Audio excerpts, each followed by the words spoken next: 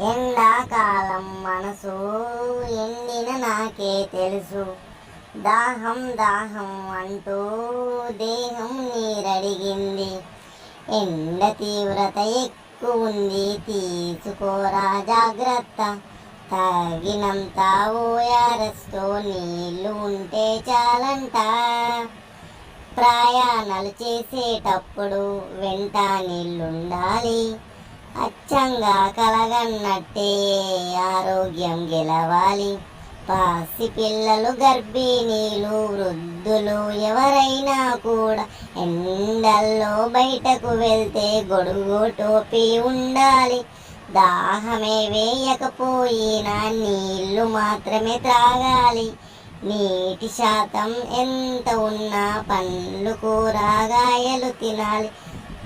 పగటి సమయాల్లో ప్రయాణాలు చేయొద్దు. ఉదయము, సాయంత్రము సమయాల్లో చేయాలి.